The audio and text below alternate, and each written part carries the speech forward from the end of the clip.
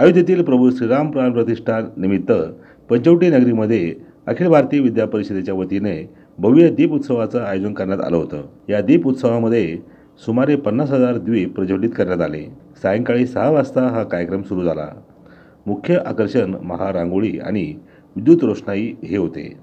108 bye 50 फूट ही महारांगोळी होती। रांगोळी काढण्यासाठी सुमारे 1000 किलो रांगोळीने 9 ते 10 तासांच्या कालावधीत ही साकारण्यात आली। अखिल भारतीय विद्यार्थी परिषदेचे कार्यकर्ते, कला महाविद्यालय नाशिक येथील विद्यार्थी आणि रांगोळी कलाकार तसंच स्वयंसेवकांनी ही रांगोळी साकारली। या रांगोळीमध्ये पंचवटीमध्ये घडलेला कांचनमृग हा प्रसंग दर्शविण्यात आला आहे। त्याचबरोबर श्रीरामांची प्रतिकृती आणि भव्य अयोध्या राम मंदिरही चितारण्यात आले होते।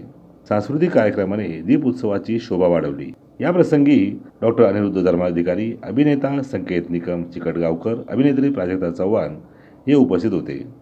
या दरम्यान राम भक्तांसाठी 500 किलोच्या खिचडीचं आयोजन करण्यात आलं होतं। हा कार्यक्रम यशस्वी करण्यासाठी राष्ट्रीय स्वयंसेवक संघ, विश्व हिंदू परिषद, स्वामी विवेकानंद केंद्र संस्कार भारती, नववर्ष स्वागत समिती, स्वामी समर्थ केंद्र, Nashik bloggers, elite club, Robin Hood army, Purohit Sangh, Aarambh group, आरती समिती, व्यापारी असोसिएशन, चित्रकला महाविद्यालय, NDNVP आर्किटेक्चर महाविद्यालय यांचा समावेश होता।